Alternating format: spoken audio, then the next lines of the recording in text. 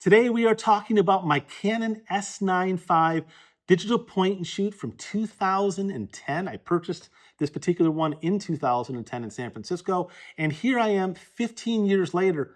I still have this camera, and I still think to this day that it's one of the best compact digital point and shoot cameras ever made. And the reason I say that, the big reason I say that, is because this has a CCD in it.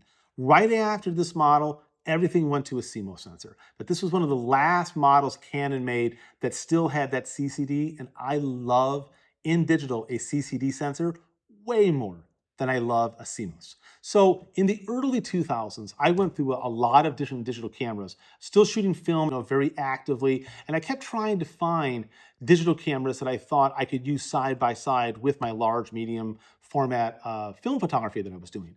And so I moved through a lot of different cameras, and they were all CCD based, from a Nikon D1X to a DCS Proback in medium format, which was terrifyingly expensive and difficult to work with, to a Leica M9P, to a Leica monochrome, the original version, and also this particular camera here. I also, at some point, purchased a Merrill DP2 Sigma, and great camera, still have that downstairs. Love the foveon sensor, whole different conversation on that one.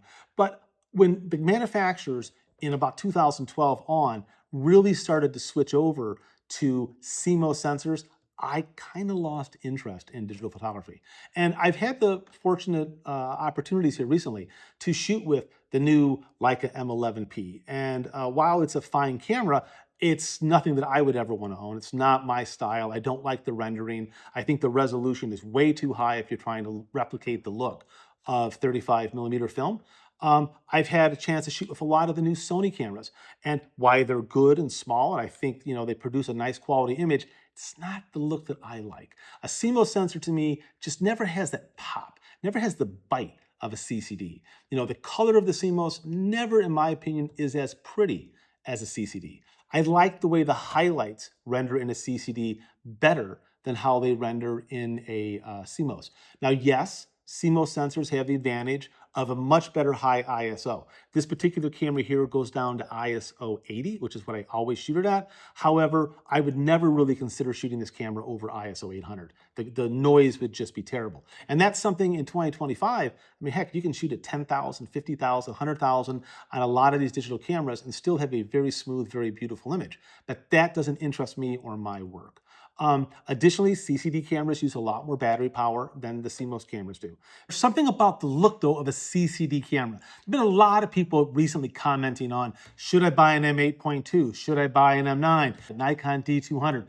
All of these are great CCD cameras, and it's because it has a different look than the modern CMOS sensors. Glad to see that there's interest in these cameras coming back. What I would love to see is someone bring out a CCD-based camera in 2025, 2026 that benefits from 10 years worth of new technology. I think that would be amazing. So what I thought I would do is I'll show you some of the features of the camera and how I use it and why I like it. And then I'm gonna show you a whole bunch of prints.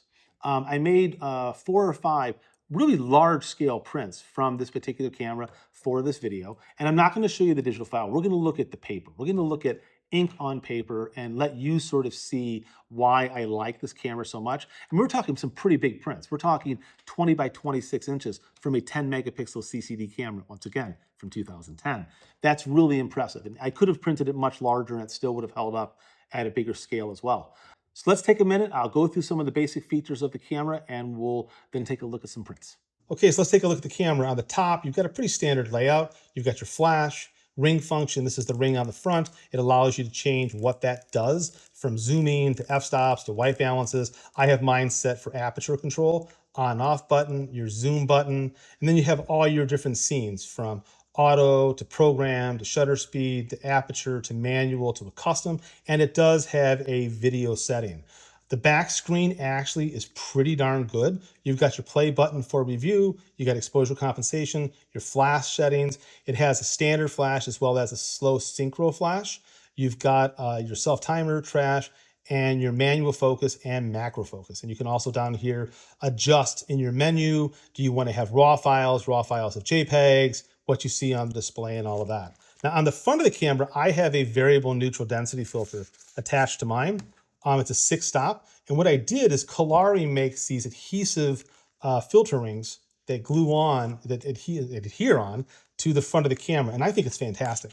Allows me to mount this 6-stop variable neutral density filter, which I use all the time in my work. This allows me to shoot wide open on a bright sunny day at ISO 80 and enjoy that shallower depth of field. I could also mount macro lenses on this, all sorts of stuff, and get even more magnification. So for me, this is sort of a really wonderful feature to have on the camera.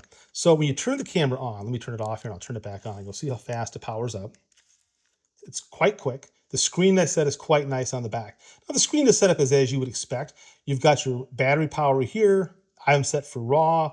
I have 20 images left. I can see my histogram. I have my focus set for the middle, and I'm at f2. I have no exposure compensation at ISO 80, and I'm in AV. If I were to press the button halfway down, you'll see the exposure over here is now 1 second long, and I'm getting the camera shake warning indicator. The thing about this camera is it does have stabilization built in, and it's actually quite good, but I have turned mine off because anybody who knows my work knows I love a blur, so I don't want the stabilization going on. On the back side here, I almost always shoot in manual mode because I am working with the variable neutral density filters, and I just like the manual mode because here on the side, I can see the exposure compensation. It's telling me, you know, I can sit here and dial this in and get exactly the exposure rate that I want looking at the histogram, and it tells me how many seconds the exposure is going to be here at the bottom, and I just find that to be just really convenient. But if I'm walking around just taking pictures of family and friends, I'll probably leave it on the aperture priority mode. One thing that's interesting is that when you're in the manual mode or in the shutter speed mode, the TV, it will go down to 15 seconds, which is pretty impressive for a small point and shoot camera like this for exposure. However, if you're in aperture mode or auto mode, it only goes down to 1 second. So if you're working with the camera, you're like, gee, I really want to have a slower shutter speed, put it in shutter speed or in manual, and it'll take care of that for you at that time.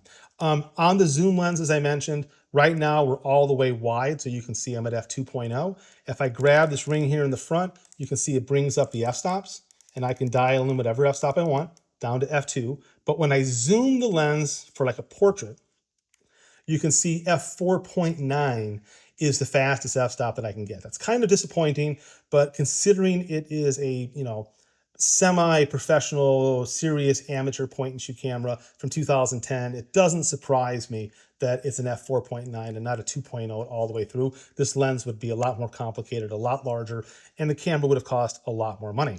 Let's go back to the wide. So here on the back under flash, you have some options. Let me go back to actually, and the funny part is options change depending upon what mode you're in. So if I'm in manual mode, I have one choice for a flash. On, off, that's it. But if I'm in aperture priority and I tap on the flash, I have two choices. I have slow synchro, which is really great for low light, trying to balance the ambient. Yeah, so I have slow synchro, and I also have regular flash, or I can turn the flash off. But when I go to manual mode, once again, I only have one flash option. So that's also true with that shutter speed, as I mentioned. If you're under aperture priority, it only goes down to a second. But in manual, it goes down to 15. So if you're looking for something, try it under a different setting up top, because different things are active differently. So at the bottom here, you've got your self timer. You know, you turn it on, off. Let me see, I'm going to turn it on. And you've got the choice of how many seconds and how many shots you want it to take. It's actually kind of nice. And when you don't want to use it, just set it off. On this side over here, I have the ability to do manual focus, normal, or macro. The macro's okay, but the manual focus is actually kind of nice because I can dial in a distance, especially if I'm in low light and I don't want the thing hunting around trying to find, you know, the exact point. I could say, look, I'm going to shoot at 5 feet or 7 feet and just pop away, knowing that my f-stop will cover it and the camera is going to be in focus at that distance. I don't use it often, but when it does get tricky to focus, it's a nice feature to have. And then up top, you have your exposure compensation. But again, that's in manual focus here. It's on the side, and it's allowing me to work this way. When I go to AV and I hit it here, it works in the bottom, as you can see. So once again, depending upon the screen, depending upon the mode, the layout and everything changes just a little bit. On display, I have the ability of turning certain things on and off, primarily the histogram, as you can see. But overall, it's a very simple camera to work with. As I said, I pretty much keep everything in manual mode because I'm using the variable ND and just dial in until I get the histogram to look the way that I want, and then I shoot from there. So now let's go take a look at some images. All right, so here we are. We're downstairs in my studio. All the images that you're going to be taking a look at were printed on my Canon printer that I've done a video on already. Absolutely love my Pro 4600. And they were printed on just inexpensive Epson premium luster paper, so nothing too crazy. This is the first image that got me sort of really rethinking this particular camera for right now.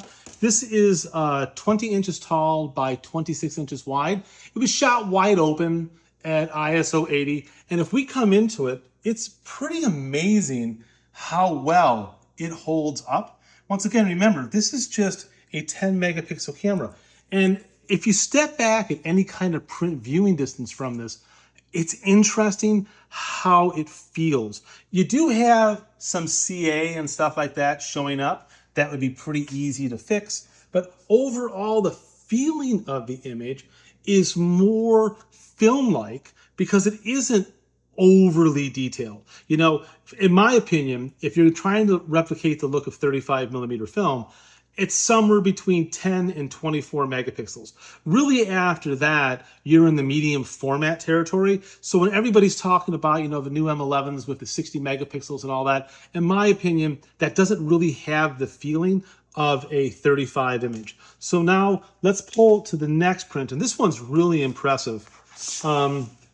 My amazing wife, Eve, in our kitchen. And what's interesting about the image is look at the color. The color is to die for. There is a little CA here on the edge of the knife and in the window, but nothing that I couldn't just very easily fix. The sharpness on her glasses, the depth of shadow, the overall range is really beautiful. And again, this image is 20 inches high by 26, almost 27 inches wide, made with this little point and shoot camera, and it looks incredible. Now, with modern interpolation software, even just using Photoshop, you would easily be able to make this image twice the size if you wanted to. You could go to 40 by, almost 60, and I think it would still look great.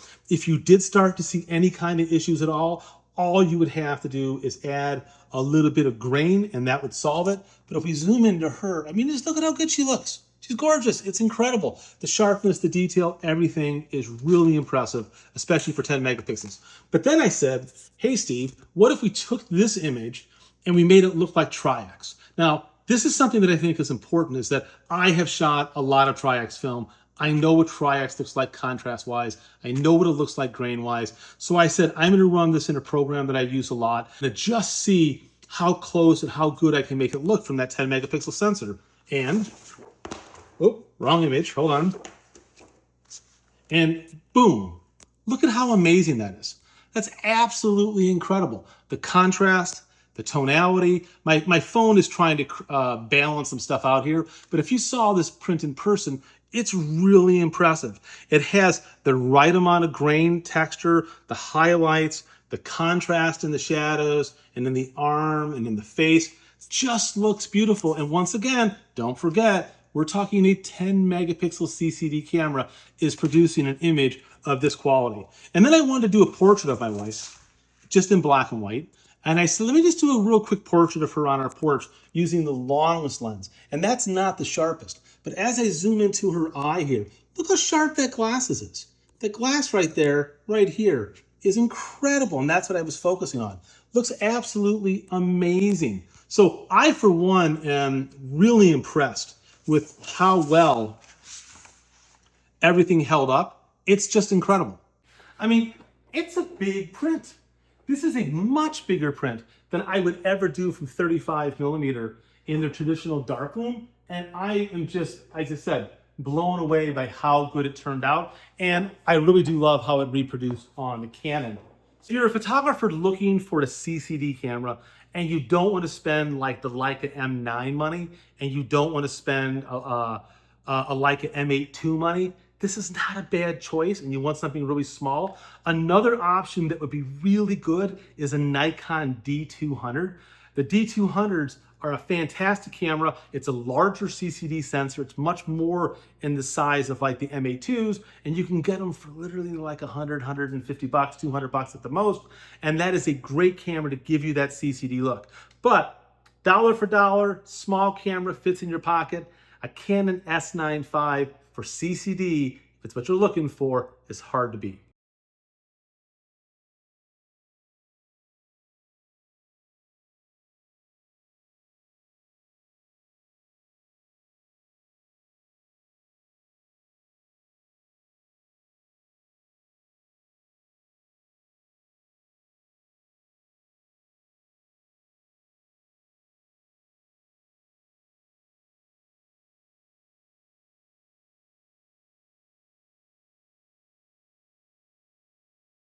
Thank you very much for listening. Now go shoot some film and maybe a digital picture or two.